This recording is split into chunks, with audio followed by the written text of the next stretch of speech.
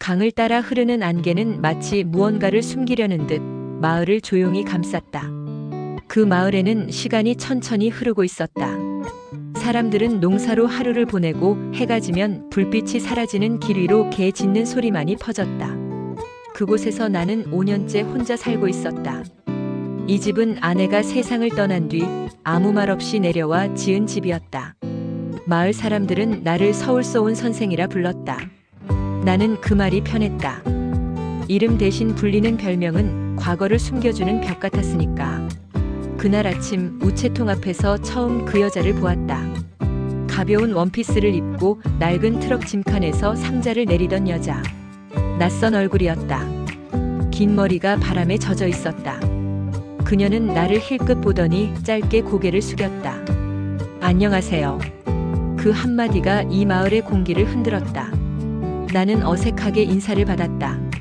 낡은 집 한 채를 손수 고치며 며칠째 공구 소리가 들려왔다. 저녁이 되면 창문 사이로 희미한 등불이 새어나왔고 그 불빛은 이상하게도 내 집 창문을 향해 있었다. 문 앞에는 아직 뜯지 못한 택배 상자들이 쌓여 있었다. 그녀는 망치질을 멈추고 내 쪽을 보았다. 선생님, 나무 좀 도와주실 수 있나요? 그 순간 나는 그 말을 거절할 수 없다는 걸 알았다. 그녀의 목소리는 유난히 낮고 부드러웠다. 함께 나무를 옮기며 우리는 몇 마디의 대화를 나눴다. 그녀는 도시에 있다가 갑자기 모든 걸 정리하고 이곳으로 내려왔다 했다. 저녁 무렵 우리는 마주 앉아 국수를 먹었다. 혼자 사세요? 그녀가 물었다. 네. 오래됐어요. 조용해서 좋겠네요.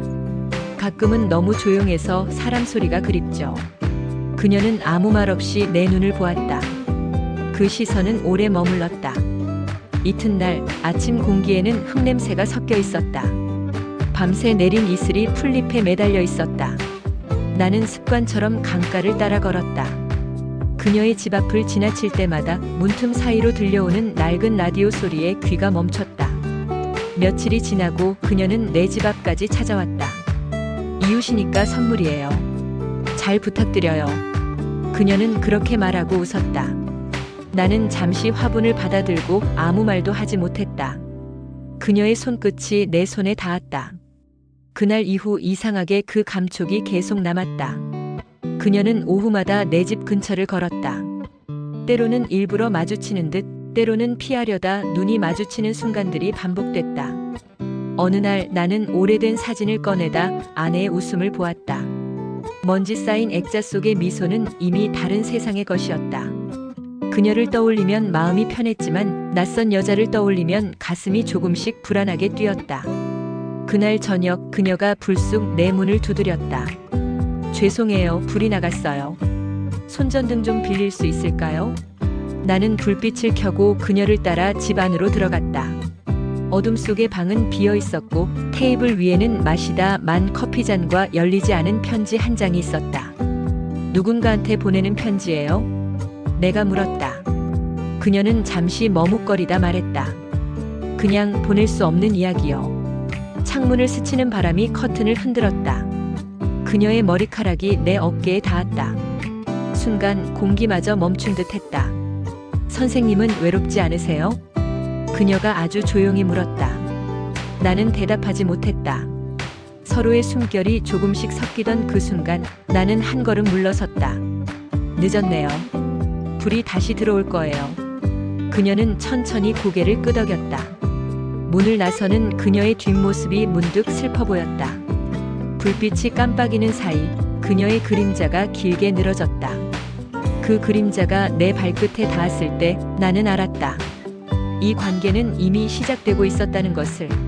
그녀의 이름은 유나였다. 며칠 뒤 마을 우체국 앞에서 우연히 듣게 된 이름이었다. 우체국 할머니가 말했다. 저 아가씨 젊은데 사정이 좀 있는 모양이에요. 혼자 와서 살다니. 사정. 그 말 속에는 무수한 추측이 숨어 있었다. 하지만 나는 그저 이름만 머릿속에 새겼다. 유나. 바람이 물 위를 스치는 소리처럼 부드럽고 슬픈 이름이었다. 그날 이후로 나는 이상하게 유나의 이름을 자꾸 중얼거렸다. 며칠 후 유나는 내게 자두를 한 봉지 들고 찾아왔다. 혼자 계시니 밥이라도 챙겨 드셔야죠. 감사합니다. 이런 것까지. 저도 혼자라 그래요. 누군가랑 이야기하고 싶어서요. 그녀의 말은 담담했지만 그 안엔 깊은 허기가 느껴졌다. 마치 오래 굶은 사람처럼 말 한마디라도 나누고 싶다는 듯이. 우리는 종종 강가 벤치에 앉았다. 말보다 침묵이 많았고 그 침묵이 이상하게 편했다. 유나는 강물 위로 돌멩이를 던지며 말했다. 물이 참 묘하죠. 아무리 던져도 결국 다 받아주잖아요. 그 말을 듣는 순간 나는 잠시 숨을 멈췄다. 그녀의 목소리는 낮게 깔려 있었고 그 음색은 오래된 나무처럼 깊었다. 선생님은 글 쓰신다면서요. 예전엔요. 지금은 그냥 흙이나 만지죠. 그래도 글은 사람 마음을 남기잖아요. 사라지지 않게. 유나의 말은 나보다 더 어른스러웠다. 세상을 오래 본 사람처럼 아픔을 숨기며 사는 법을 이미 아는 사람의 목소리였다. 그날 밤 창문을 닫으려다 강가 쪽을 바라보았다. 그녀가 있었다. 흰 원피스 차림으로 물가에 앉아 있었다. 달빛이 그녀의 어깨를 비추고 그 그림자가 물 위로 퍼졌다. 나는 순간 그녀가 물속으로 사라질까 두려웠다.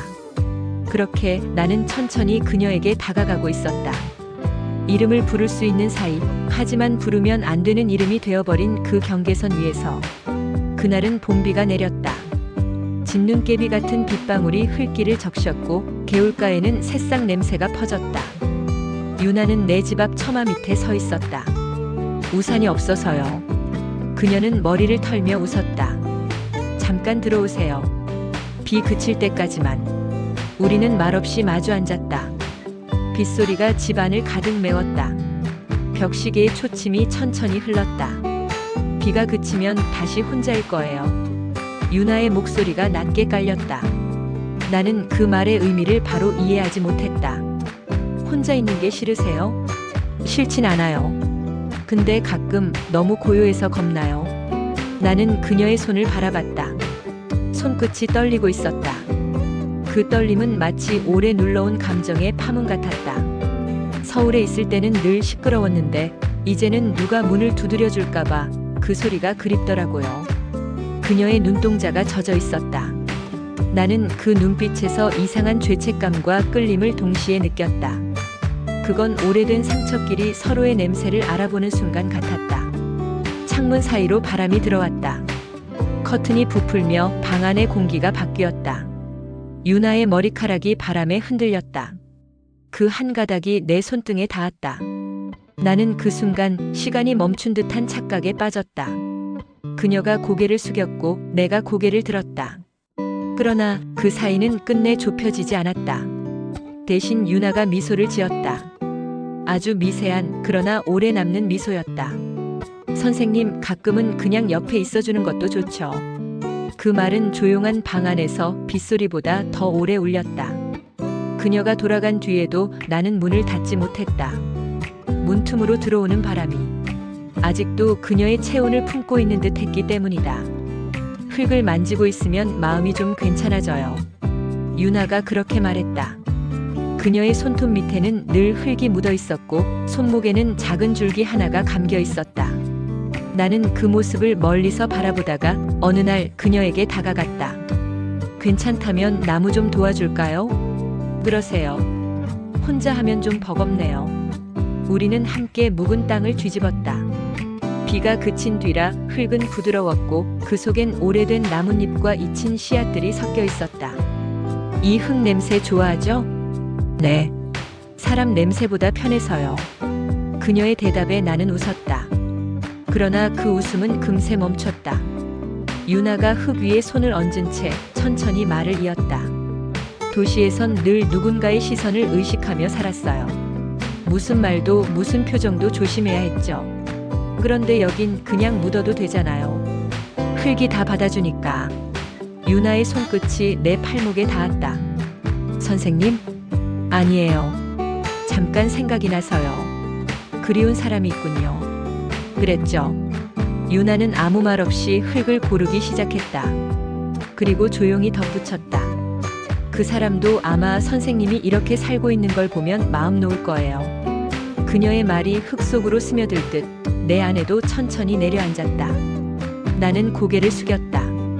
유나의 머리카락이 내 그림자에 섞였다. 그 순간 햇빛이 살짝 기울며 우리를 감싸 안았다. 시간이 잠시 멈춘 듯 했다. 우리는 아무 말 없이 흙을 만졌다.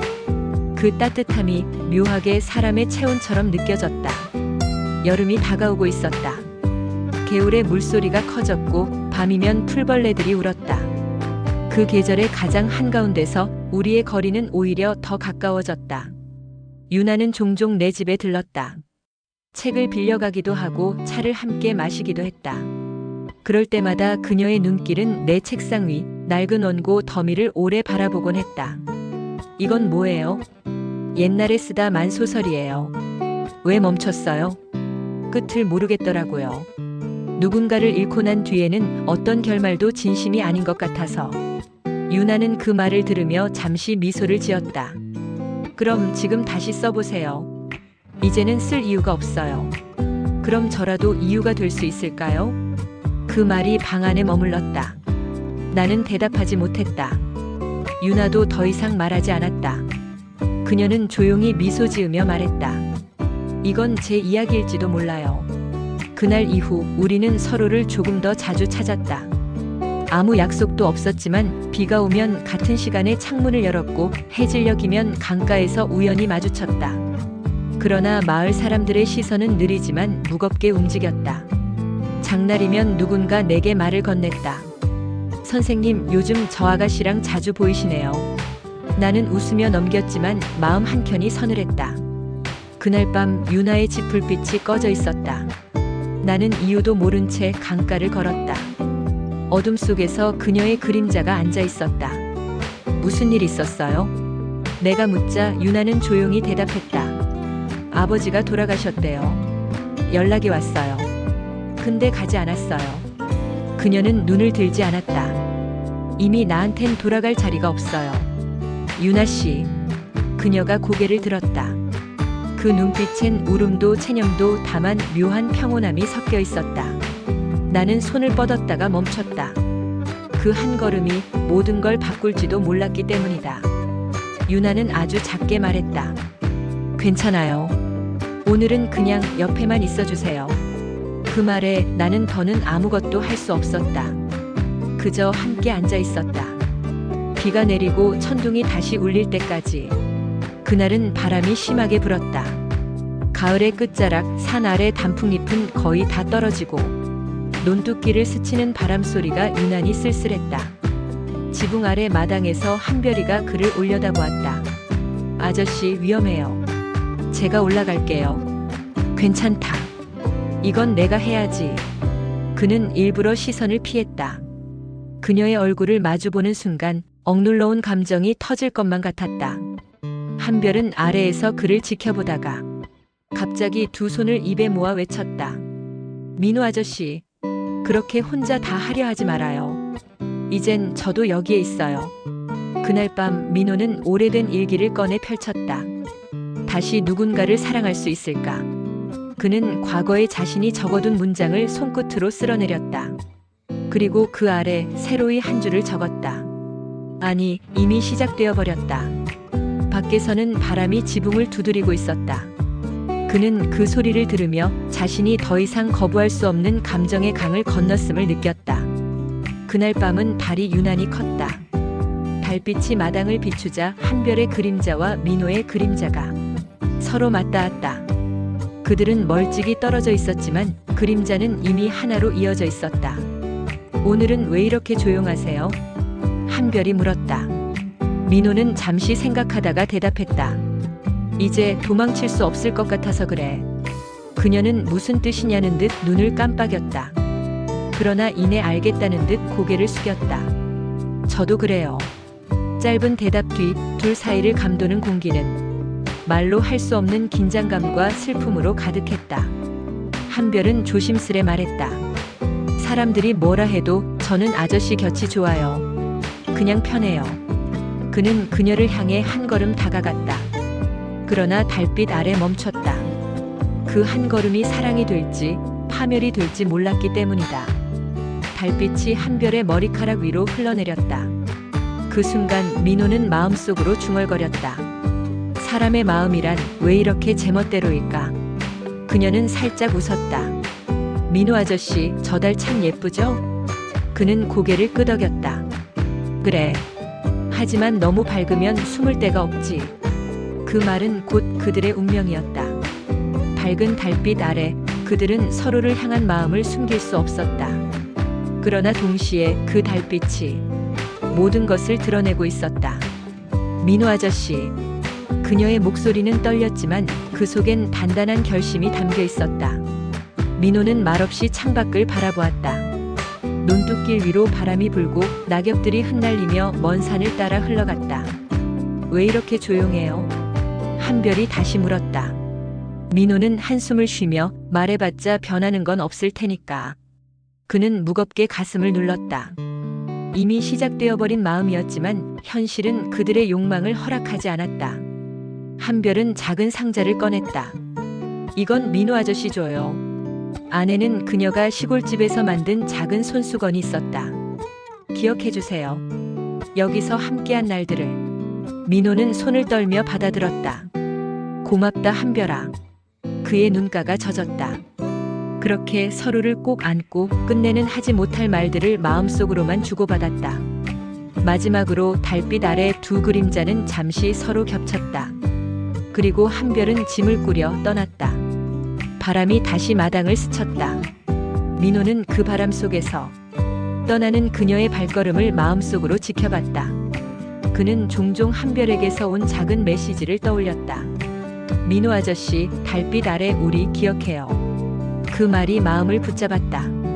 떠나간 사람을 붙잡을 수 없다는 것을 그는 이미 알고 있었지만 그 기억만으로도 살아갈 수 있었다. 금지된 사랑, 이루어질 수 없었던 사랑, 그 모든 긴장과 설렘이 그의 마음속에 조용히 남아 있었다. 그 밤 달빛이 마당을 가득 채웠다. 민호는 눈을 감고 숨을 깊이 들이마셨다. 그렇게 그는 한별과 함께했던 순간을 마음에 품고 또 하루를 살아갈 힘을 얻었다.